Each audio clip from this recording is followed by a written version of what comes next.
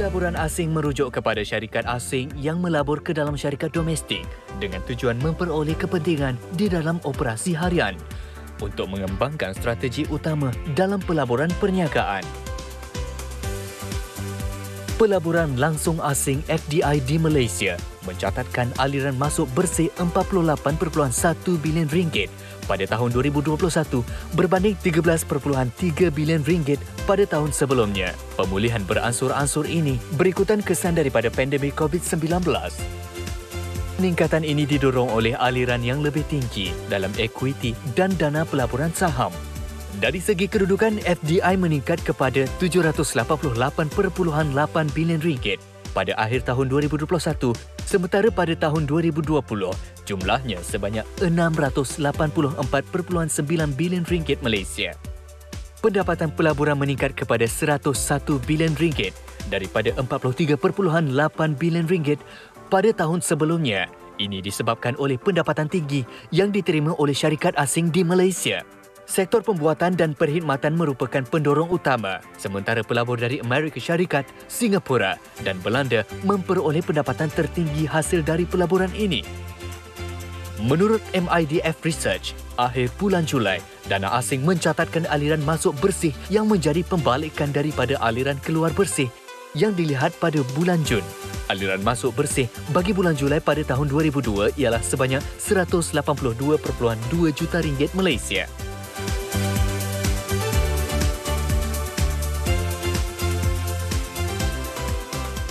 Sikit gambaran dalam soal wang pada pagi ini, tidak bercerita tentang kepentingan pelaburan asing terhadap ekonomi negara.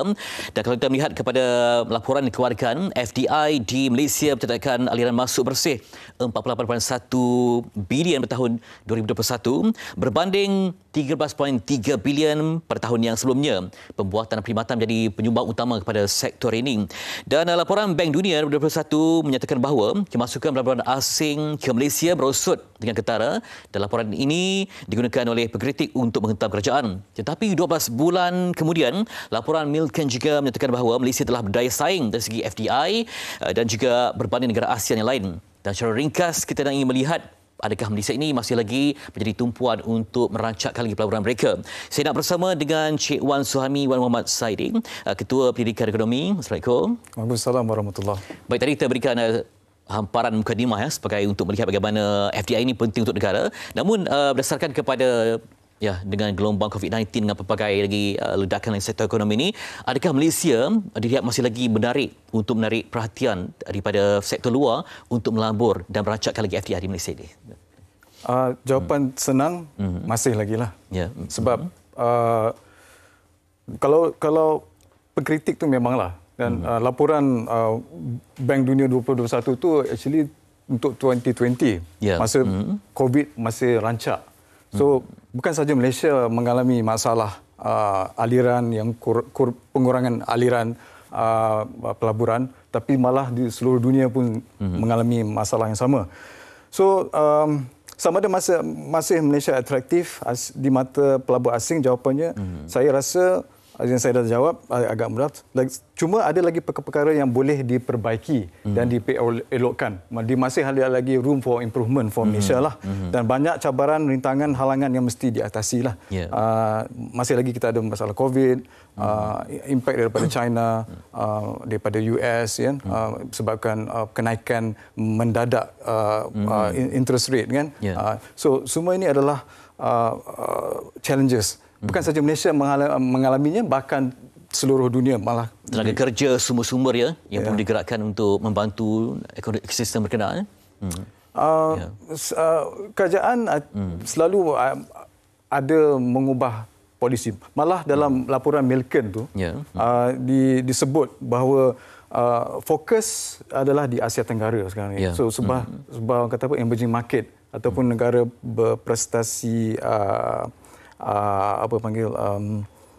pelaburan yang berdaya berkembang. So tiga faktor utama yang menyebabkan inflow ataupun aliran ke daerah, ke kawasan regional di sini adalah satu, menyebabkan peningkatan inovasi, perwujudan pekerjaan dan juga daya saing. Sebab itu adalah faktor utama dan menyebabkan Malaysia di atas rank nombor 1 adalah disebabkan sebelum ni kerajaan telah membuat perubahan dari segi struktur, dari segi polisi untuk melonggarkan sekatan-sekatan dan juga membuatkan mengubal dasar supaya membolehkan menyenangkan lagi aliran pelaburan asing. Jadi pasca pandemik ini kita melihat bahawa apa mungkin tumpuan pelabur asing untuk melabur di sebuah negara. Apa lagi yang mereka fikirkan? Mungkin ada faktor lain yang menyumbang, yang menggerakkan dan merancakkan lagi? Tentu sekali. Yang paling utama, Malaysia ini sebuah negara yang infrastruktur yang saya rasa paling di atas lah dari segi infrastruktur. Jalan raya, highway, dari segi bekalan elektrik, air yang stabil, keselamatan, semua ini adalah ciri-ciri yang ditumpukan oleh pelabur asing sebelum mereka datang ke sini. Mungkin lagi satu faktor yang penting adalah kestabilan institusi keuangan juga yang penting, dan juga tak dapat tidak mereka juga akan melihat dari segi kestabilan politik. Ya. Dan di saat kita melihat perlu ada usaha yang agresif dan juga ruang pembaikan yang perlu ada.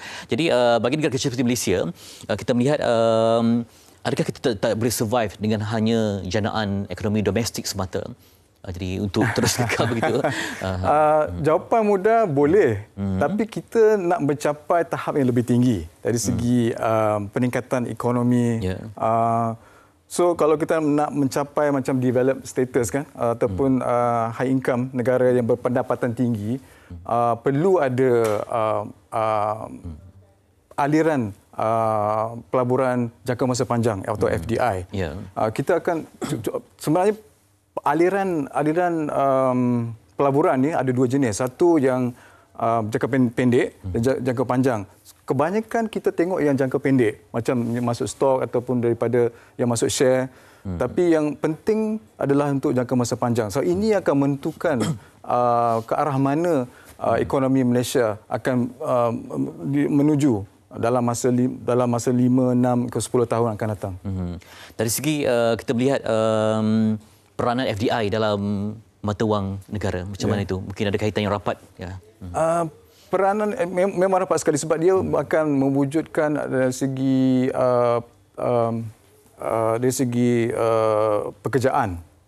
Dan sebelum ni FDI kita ada evolusi dia begini. Kalau FDI dulu datang kita kerja kilang, right? Sekarang FDI kerajaan akan memantau jenis FDI yang masuk Malaysia. That means FDI yang masuk ni dia akan lihat dari segi bagaimana dia boleh meningkatkan lagi value add sektor pembuatan. So kita tak boleh lagi depend nak buat produk-produk yang simple-simple apa. Kita kena naik ke arah yang lebih atas ya. Contohnya komponen-komponen elektronik atau circuit board yang lebih di produk teknologi untuk EV contohnya ya, untuk electric vehicle. So ke arah itu. So kalau dapat kita menarik pelaburan itu, jadi negara kita akan lebih mampanlah dari segi pertumbuhan ekonomi. Untuk menjamin FDI yang terus masuk, jadi untuk perlu juga memantau pergerakan keluar dana asing ya. Macam mana itu akan dapat berlaku supaya terus Sebenarnya tak ada cara lain untuk mengekang aliran keluar. Yang penting adalah kebolehan negara itu untuk memastikan pelaburan yang masuk tu kekal selama mungkin. Dan kalau lebih baik mereka akan menambah pelaburan dalam masa tahun. Contohnya company Intel di Pulau Pinang. Mereka dah base di sini dah hampir 30 lebih tahun. Dan mereka masih lagi invest. Tapi ada juga company-company yang besar yang telah keluar dari Malaysia, macam Western Digital dan sebagainya, yang buat hard disk tu, dia pergi ke negara-negara yang kosnya lebih rendah untuk ni. So sebab itu pentingnya kita ada pelaburan yang continue to invest, yang melabur dan meningkatkan lagi inovasi. Lagi satu yang pentinglah peralihan teknologi. Ya, itu penting. Ya, itu yang akan memastikan Malaysia akan kita kena cepatlah ikut cepat, flow apa yang berlaku. Flow, ya. Apa mungkin perlu ditambah hub-hub tertentu untuk menjadikan ia satu hub yang penting? Contohnya macam tadi Tuan sebutkan di Pulau Pinang, ini teknologi punya ni. I think sekarang ni kerajaan ada digital economy kan, polisi. Banyak hub-hub telah dirancangkan. Dan yang penting adalah bagaimana kita menarik mereka datang ke sini. Right? Mungkin ada insentif. Contohnya mungkin dari segi cukai, zon bebas. Ini semua basic, tapi yang penting saya nak beri tumpuan sini adalah pentingnya kita cari yang berkualiti tinggi dan boleh memberi pekerjaan yang bertaraf tinggi, yang highly skill untuk graduan-graduan Malaysia. Dan ini pasti mewujudkan satu ekosistem yang mantap. Dan akhir sekali mungkin juga keputusan PRU15 nanti memberikan juga corak dan landscape pelaburan itu dari segi mendapatkan kepercayaan pelabur asing untuk masuk ke Malaysia, Tuan. Itu soalan cepu emas. Memang yang penting adalah kesinambungan polisi. Itu yang mereka lihat. Dia tak kira siapa kerajaan mana yang masuk, kepimpinan mana. Walaupun penting, tapi dia mahu pelabur asing nak lihat sama ada kita ada konsistensi dan juga kesinambungan atau continuity dalam polisi. Kalau perubahan polisi agak apa panggil tersebar dan itu menyebabkan mereka ni tak stabil ni kan. So sebab Malaysia bagus, pasal Malaysia ni kita ada common law, the English common law. Itu yang satu yang menyebabkan Malaysia ni senang pelabur asing datang daripada negara-negara barat dan Amerika dan juga negara-negara di Asia yang lain datang ke sini, sebab undang-undang kita memang konsisten lah, dan tak berubah.